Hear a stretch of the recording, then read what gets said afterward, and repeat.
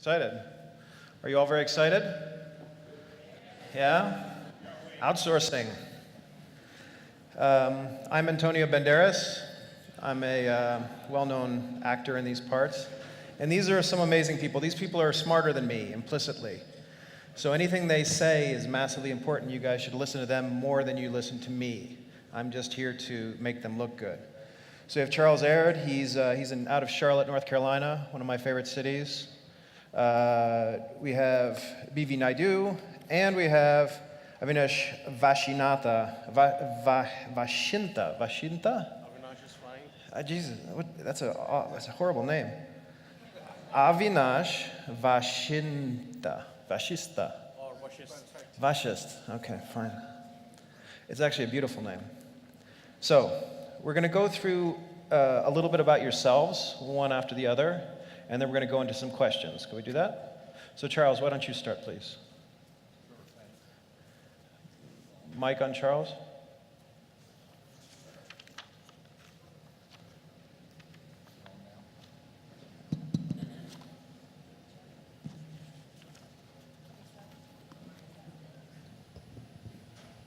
Is this one on? Yes.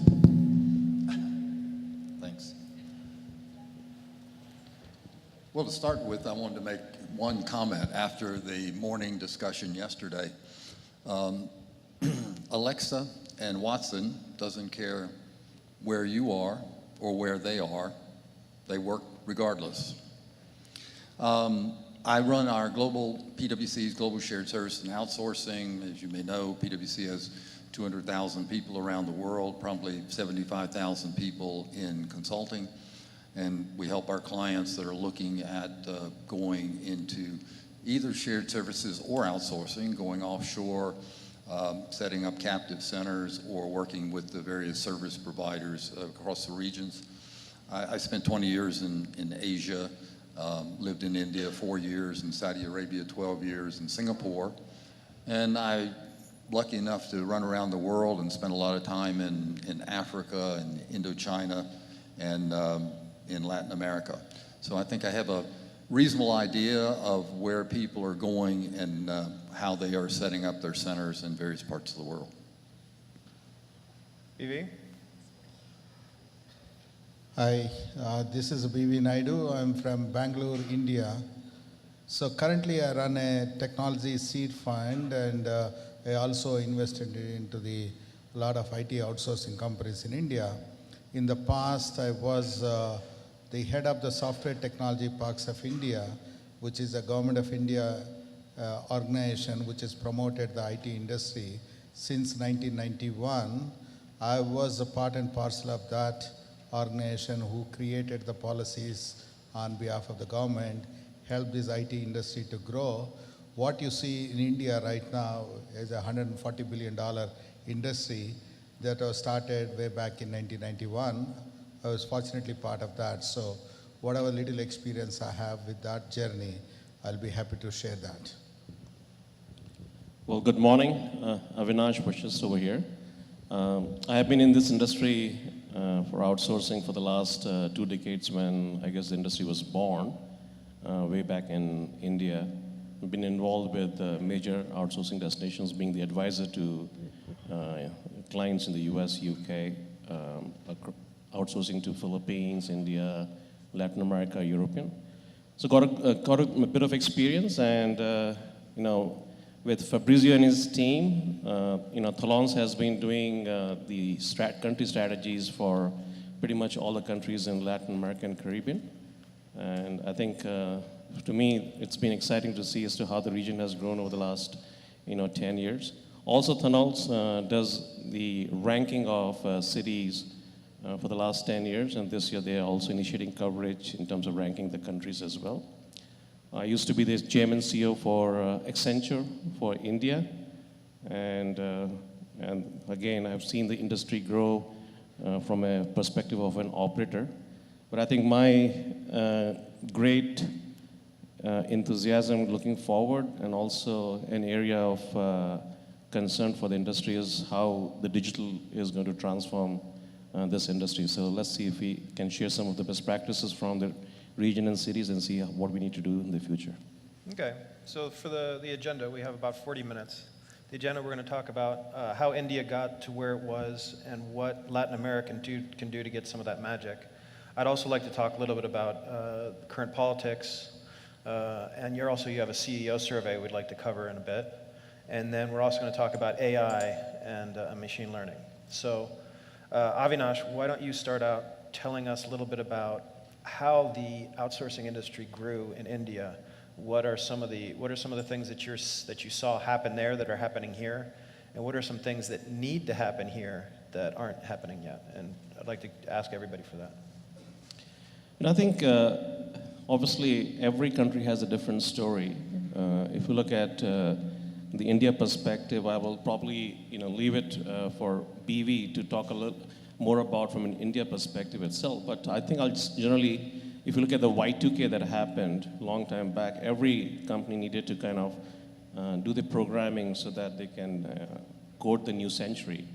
And people needed some technical skills. And India was a country that had those technical skills in big numbers. When people experienced that, they also realized that, hey, you know what? These programmers can also do certain things in terms of coding their programs. And then it went on from there to getting into high-level design to now maintaining pretty much all the big softwares and systems that we know of. At the same time, if you look at the BPO stuff, in Philippines, it was about the fact that the customer service was very excellent because there people don't even need external utilization to be able to kind of talk to people in the US. They were very conversant with the culture in the US. When you talk about the basketball game, I guess people are watching the basketball game in the US on the television out there. And right from the religion and other things, it was very, very similar. So people felt very comfortable kind of doing business in the Philippines. So that industry grew out there itself. I think what I'd like to do is talk a little bit about how some of these cities and countries are evaluated from a client perspective.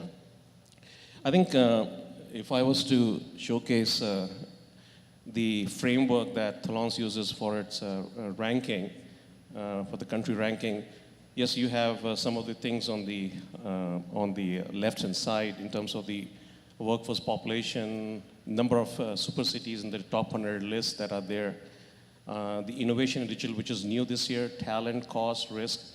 I think what I would like to focus on is everyone in this industry knows that list pretty much. The new thing that is happening right now is what is the impact of digital?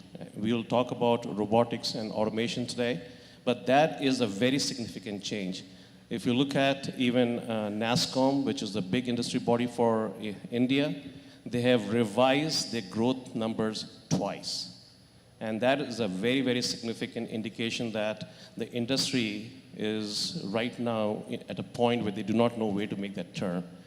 On the digital, I think it's very, very important because as we move forward in the next 5 to 10 years, a significant part of how cities will be evaluated, how countries will be evaluated by clients will become a lot more digital.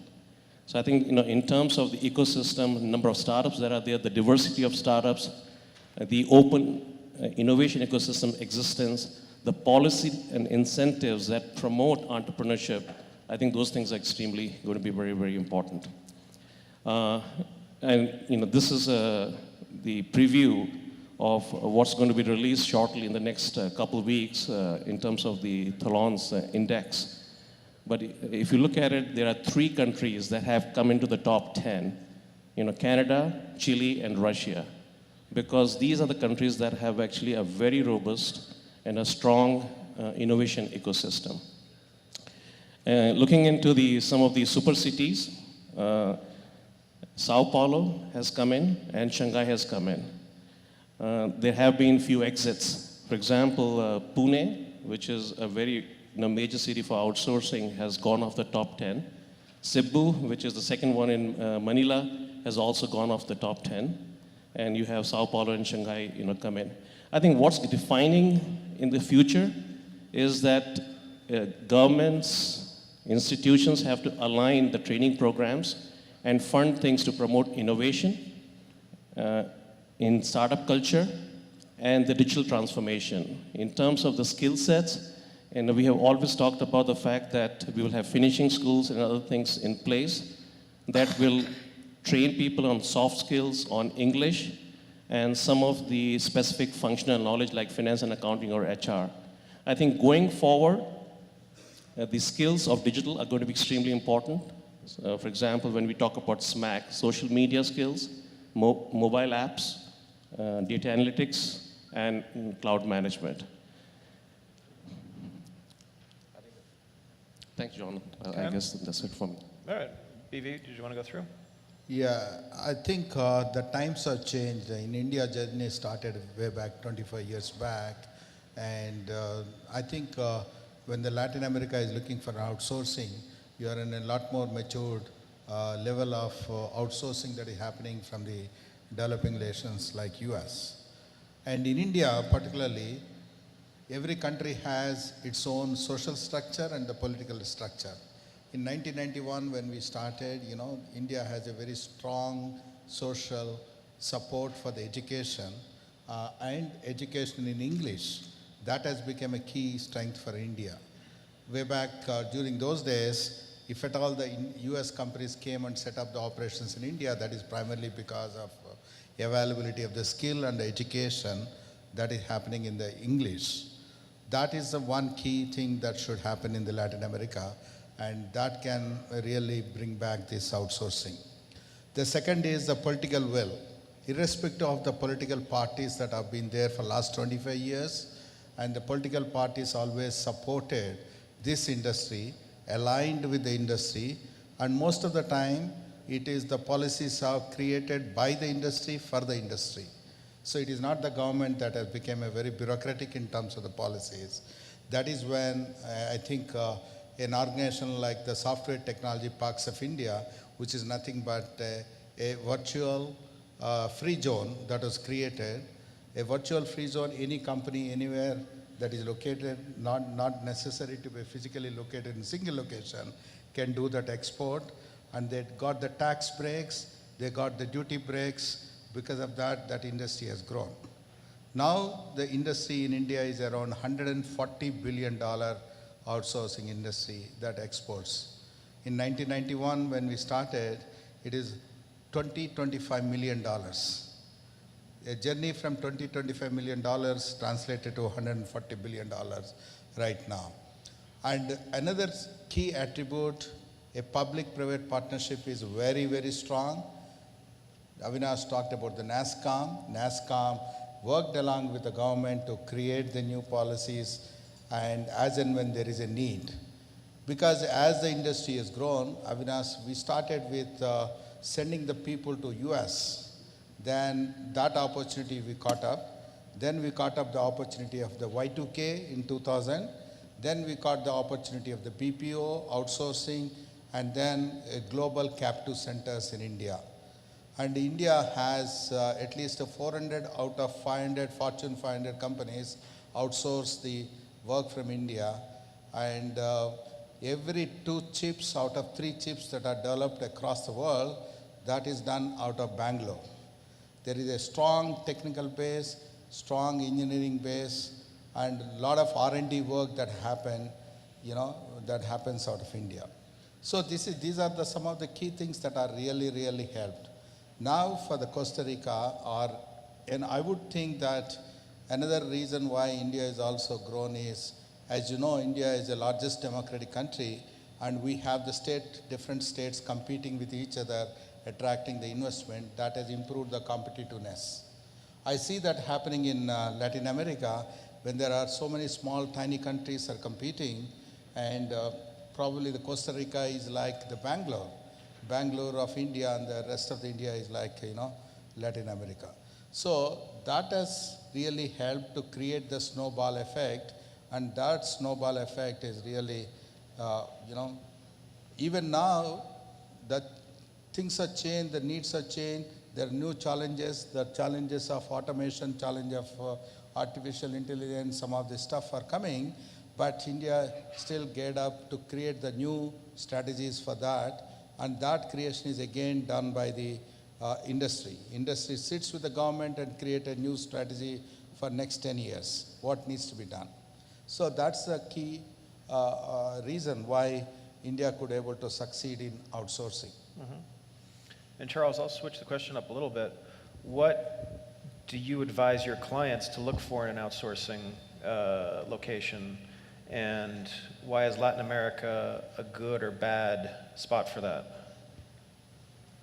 Sure. I want to go back and talk a little bit about the India and compare it to Costa Rica and Latin America, though. I first went to India in the late 1970s, and then during the 80s, I lived in Saudi Arabia, and we were trying to outsource to India.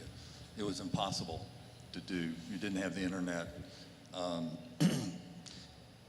The regulations and so on were hard to overcome, and we ended up then just picking up staff out of the Philippines and out of Pakistan that had IBM skills and moved them to Saudi Arabia. When I went back to live in India in the 1990s, some of those things had changed, but the telecoms industry was still owned by the government, and telecoms was extraordinarily expensive. So NASCOM was able to work diligently to get the government out of the telecoms industry. And that became an important thing when I came to Costa Rica originally 11 years ago, and working with Luis Gallardo from PwC here, and a number of our clients in Costa Rica that are mostly captives, by the way. They're company-owned centers, not service provider centers. We found a similar kind of thing. Costa Rica struggled with the infrastructure. The government was still regulating the telecoms industry. There weren't the business parks. They were just starting the tax incentives to bring people in, which is very similar to the success that India had of providing the tax-free environments initially through the software parks, and then allowing private tax-free zones. And so there are a lot of similarities in that, and I think you can take those similar things to other countries around the Latin America region. We've talked to a number of the countries over the last few days, and I found out that there still are tax regimes in place. There are lower taxes, but you have to think about no tax. You have to think about subsidizing the telecoms industry, and you have to allow privatization of a lot of those industries. So those are the kinds of things when we work with our clients. One of the things I also wanted to talk about a little bit was the PwC CEO study, the 2017 study. We've been doing this for 20 plus years, and it was released at the World Economic Forum. So there's several things that I think apply directly to this group.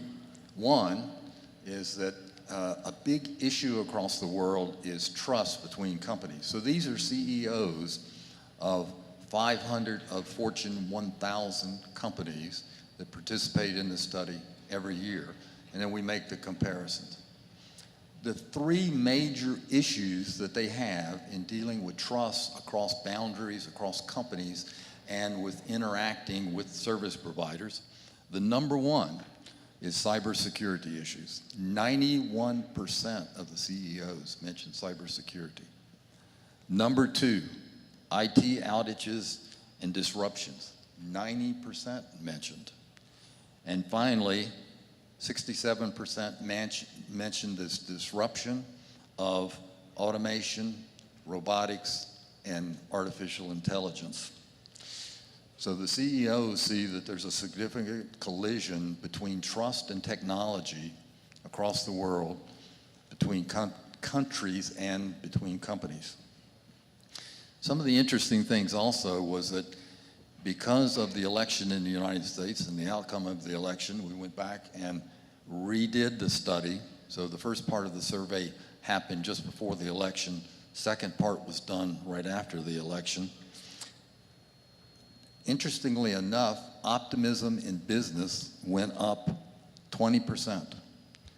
And one of the reasons was that CEOs view unnecessary regulations as hindering business, and assume that the Trump administration will change regulations and make it a more business-friendly environment. But these are CEOs from all over the world now, not just in the United States.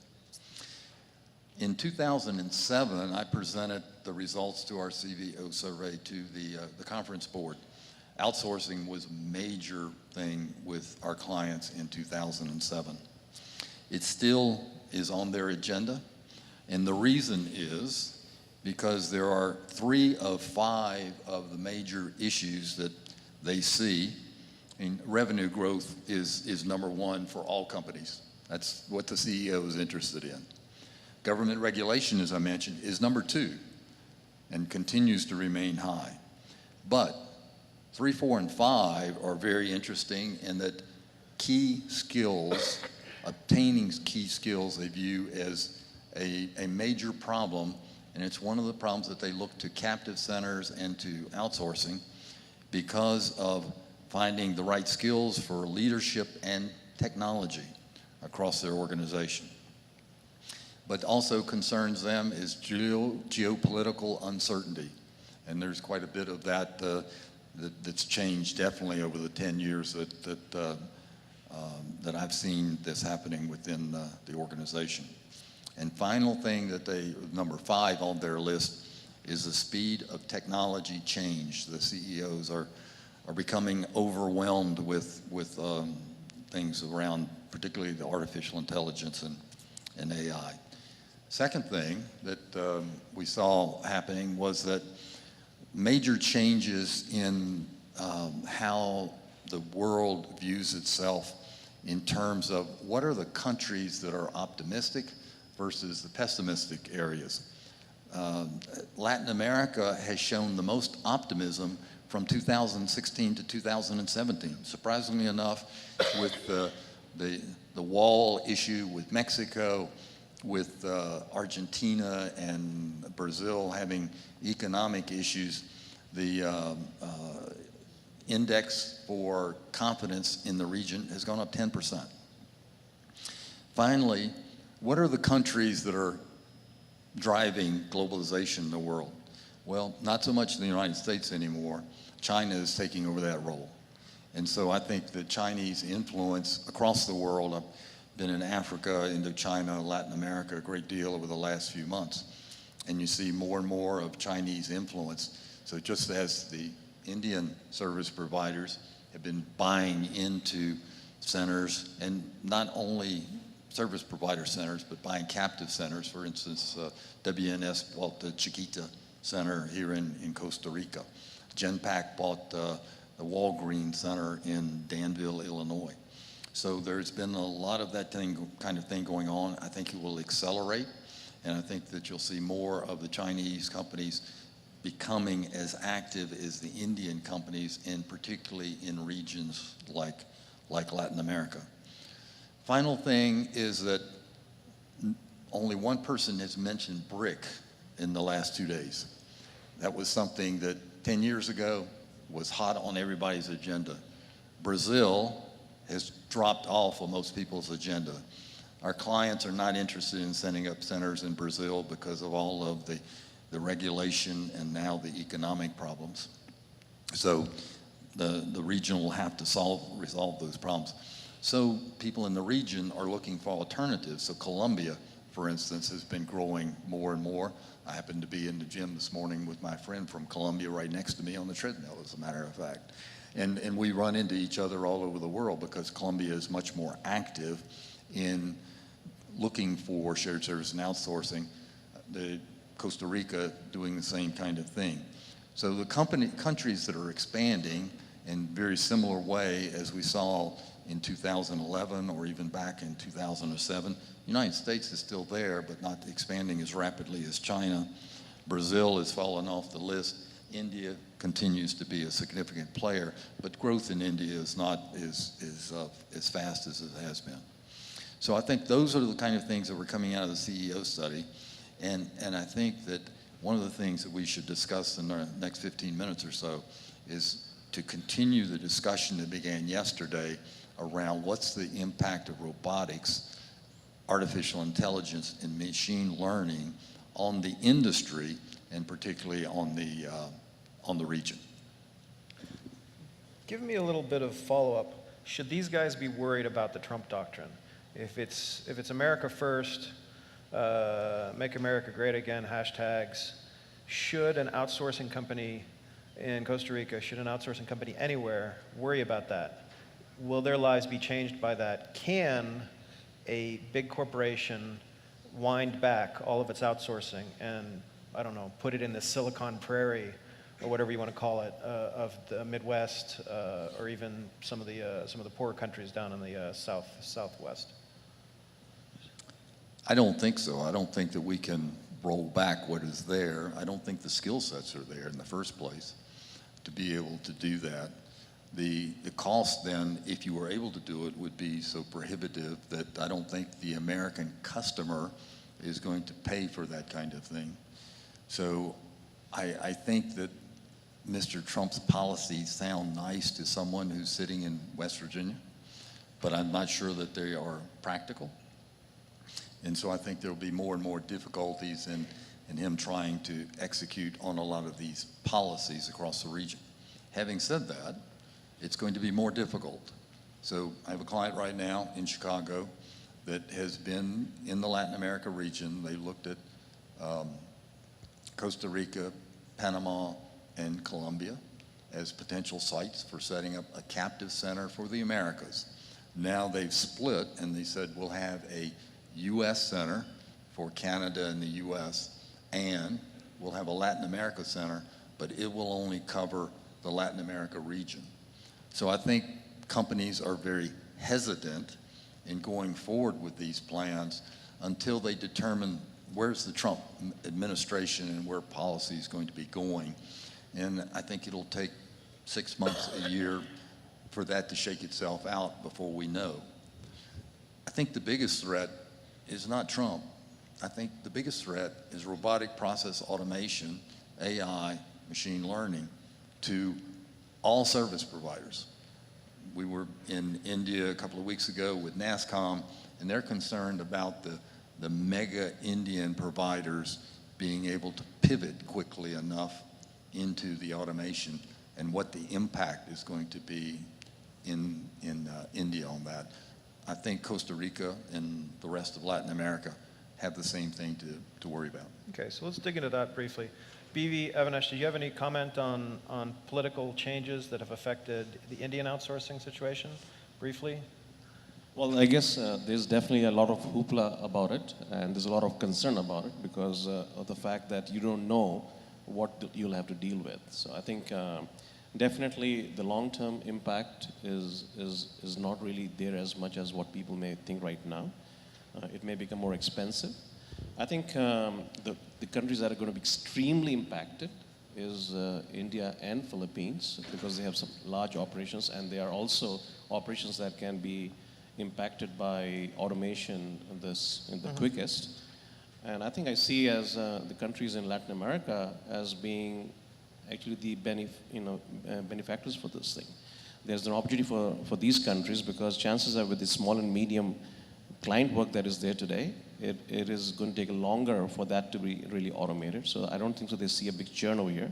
But at the same time, it's an opportunity for Costa Rica and other countries in the region to be able to train their workforce on some of this automation, robotics, and digital skills, because this is what the clients are looking for right now. Okay, so let's go. Yeah. Yeah, go for it, BV. Yeah, from my perspective, I see that, as I said, the last 25 years, India has seen several changes of this kind. The changes mostly in terms of the technology changes as well as this political changes, The current administration changes in US might give a temporary setback to the Indian industry in terms of reducing their on-site work to India into the US, but eventually will increase on offshore work to India. And in the same space, like Avinash said that, I think Latin America can play a role in that transition. And then Indian companies could create, as a part of their offshore strategy, could create their nearshore centers here. That would be an advantage to Latin America. Okay. In terms of the technology change, currently, this is a little bit scary for many of the companies, but currently in India, what's happening is the mature talent from the larger companies are moving out and created an entrepreneurship wave that is going to create a new economy altogether, which is a startup economy that is really growing in India. So we're going from outsourcing into startups, which is what happened in Poland, which is what happens in the Ukraine a little bit. Charles, why don't you go into detail about what you're thinking in terms of AI robotics? I think somebody told me that the only job that was ever destroyed by computers was the elevator operator. So that may or may not be true. Well, yesterday we were talking about displacing 3 million truck drivers, and I don't know how to solve that problem. But in terms of typical BPO, ITO work, I think that robotics will have a significant impact. I think it will change the environment. But I don't think there's a one-to-one displacement of people.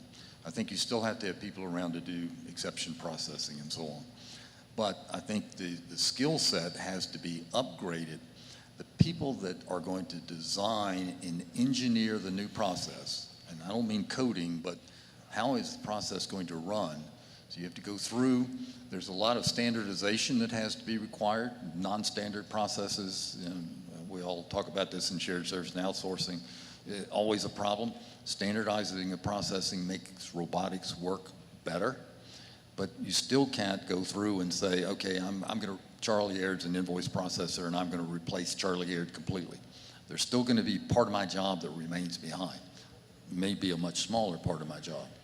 So designing how that's going to take place is key, having people that have process skills. So the team leads in environments are probably the kind of people you're talking about and above. Second part is that people need to be coding these robots. So yes, we can get Blue Prism or Automation Anywhere or any of the other kind of things, but you still need to code the robots and interface them into existing ERP systems and so on. So that's an opportunity, is working around those kind of things. So upscaling the skill set. But we still haven't talked about the major area that it's going to impact, and I know that people are looking at using Watson to replace auditors, to replace accounting, to replace people in the medical field, to replace a number of these kind of areas, so that the kind of jobs that used to be the surefire jobs, become an accountant, become a doctor, become a lawyer, are the kinds of things that robotics and AI and machine learning are going to impact. And so the middle layer of people like that are going to be impacted. We talked yesterday about how do we change the educational system and training to meet that. I guess I probably don't know, and I hope people are a whole lot smarter than I am, are looking into how to make those changes, but significant impacts. Avinash, why don't you go through this slide here, because this is going to be probably our last comment, and I think this gives us a good overview of what's going on.